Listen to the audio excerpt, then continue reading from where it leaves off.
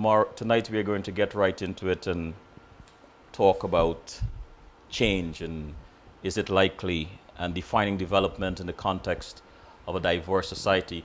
So I'll take a very short break, and when I get back, we'll get started.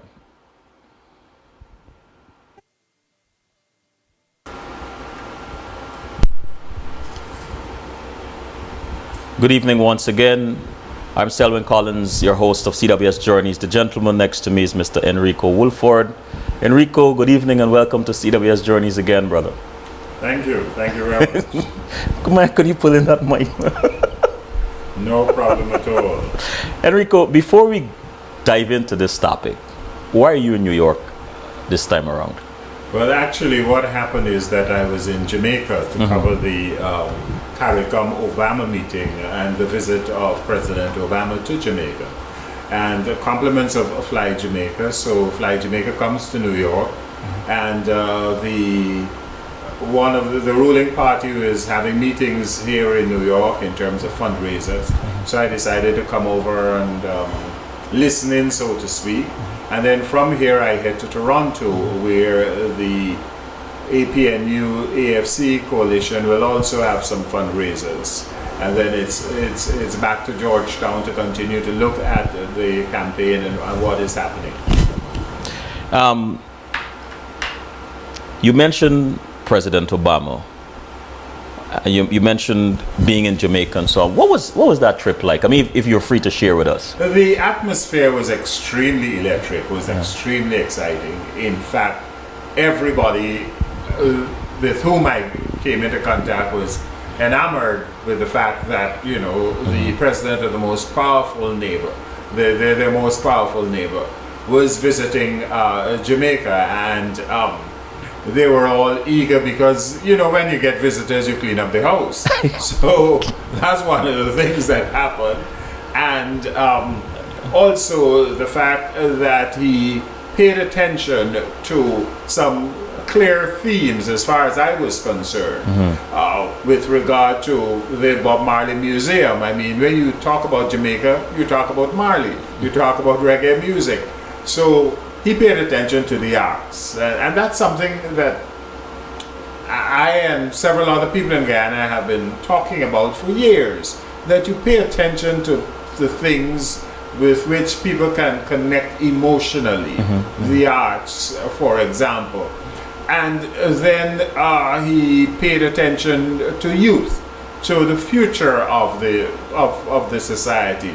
And he greeted the Jamaican people in what Guyanese would call Jamaican, you know, Wagwan Jamaica, and greetings massive, big up UB and things like that. He used terms that connected immediately to young people, and he also announced a $70 million youth leadership and entrepreneurship program and initiative that will work for young people throughout the Caribbean and Latin America.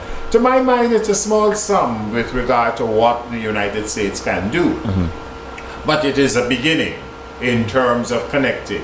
And as he said in his speech at the University of Guyana, whose vice chancellor, by the way, is Nigel Harris, outgoing vice chancellor, a Guyanese doctor, as some of you know, and of course a QC guy. QC boy, you know? Right? Big up, right? Big up QC, you know. So, and in fact, Nigel Harris and Obama seemed to hit it off very well. They spoke for a long time during their meetings in terms of the photo opportunities. And while addressing the University of the West Indies, the students there on campus, he pointed out the importance of Usain Bolt and Shirley Fraser-Price in terms of athletics. They're the fastest people around. And again, you connect through sport, you know?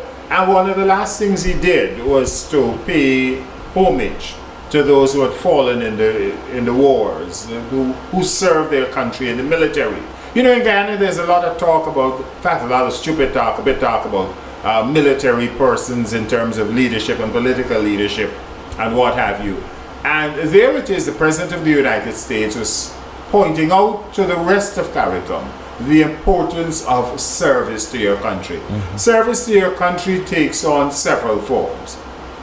I think on this program some time ago we talked about the look and the need to have power, political power. Yes. You know, and those in power would see those who want power as being power hungry. But the fact that you stay in power means that you're licorice. And once you want to stay there, it tells you that you are just as hungry, you are just as lusting, you are just as craving for power, as we say in Guyana. So what I think Obama pointed out was that there are other ways of service to the community, and there are other ways that you can connect. Of course, he did the photo ops and met with the leaders of the various Caribbean countries, and it always, I think Sonny Ramphel pointed it out, and several other people have done that. It is always so unusual that in the Caribbean, one leader can come and summon 14 people who call themselves leaders. You know? Well, you know, you talked about, you mentioned the youth and paying attention to the youth and paying attention to arts and donating $70 million for youth development and so on. And our topic tonight is about change, and the question is it likely? But how can we talk about change without mentioning youth? So from your perspective, how important is that? How important is the youth in this change we all seek? That is exactly why I mentioned those 4 areas. If we are going to have change in any society, we've got to work on the education system. We've got to ensure that young people understand where their future will be. Because, I mean, it sounds hackney, it sounds cliche, but the young people are indeed the future. So they have got to take on the reins. They have got to effect the change. They've got to bring about that change. And as a result of what they know and what they need to know and where they need to go, the leadership must put in place all the infrastructure and all the facilities that would make that happen and that would bring about change. It bothers me, just before I got on this program, that one of the things when I come to New York, I always check with the court system, that young people are still getting caught up in the narco trade. Just this evening we had to report on a young fellow from the village of Plaisance in Guyana, who's part of the sporting fraternity, part of basketball, trying to sneak drugs out of the country in sneakers of all things. Somebody from the music industry goes to court tomorrow on an arraignment for drugs. It tells us that something is wrong in terms of how they have been educated and what they think are the long-term benefits of these short-term risks. So one has to look at that and ensure that once persons understand the need for the society to move forward, the need for the society to have the kind of resources, have the kind of facilities like a modern university, you know, like a good infrastructure, like a tax system that will benefit the society and not just benefit a few in the society. All those things are necessary.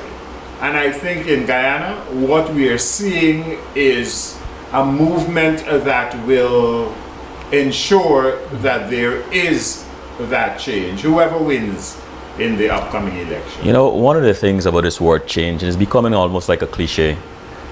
You know, throughout the diaspora, the question that pervades the diaspora is change likely? Yes, we know it's possible, but is it likely this time around? And the politicians, they are very passionate about talking about change and so on. But let me ask you this question as a journalist. Why do you ask this question if it is likely? It is, I'm asking if it is likely because we also have a way of thinking in both in the diaspora and within Guyana in some cases, where persons believe that the country is so race-based that no matter what you do, the society will continue to vote the way it has done since 1953. No, and I deliberately said 1953 and not 1955 or 57. 57 was, I think, was the election. But the reason I'm saying that is this: is change likely? Change has already started because you are seeing persons moving between the political parties who traditionally would not move between the political parties. What is happening?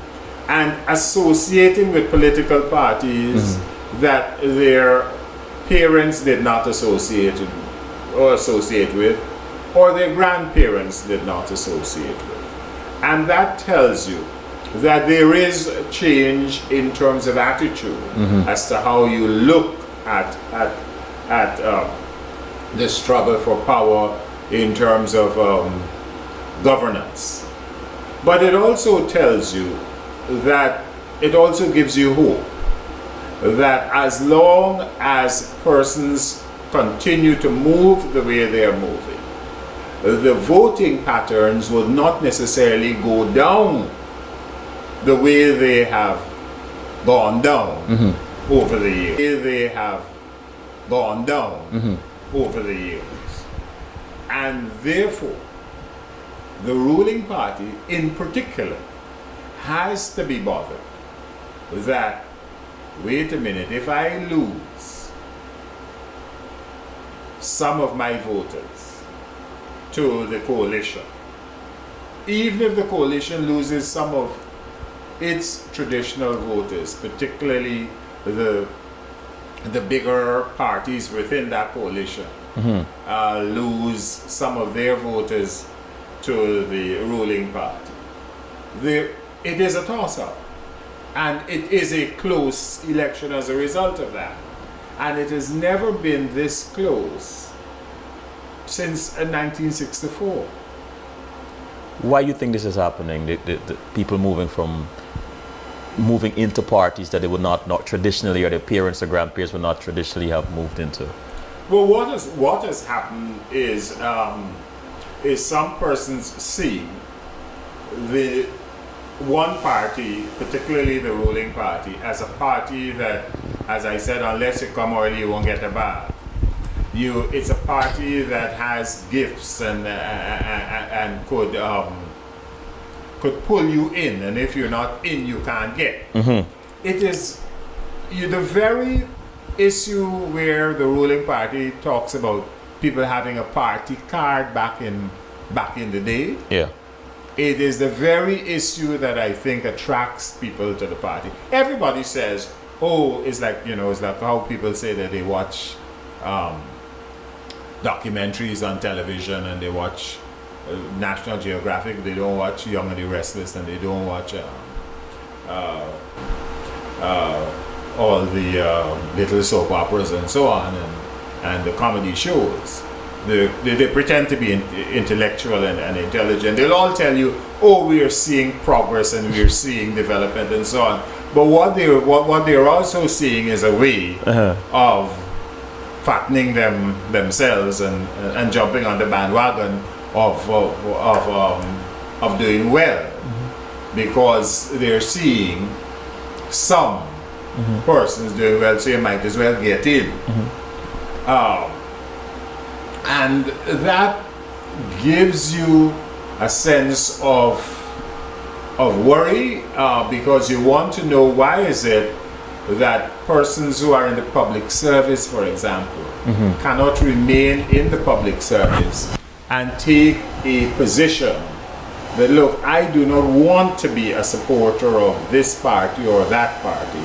I just want to do my work as a public servant. When you're asked to serve at a higher level, you really can't say no, because you're operating in a framework like happened in The Godfather.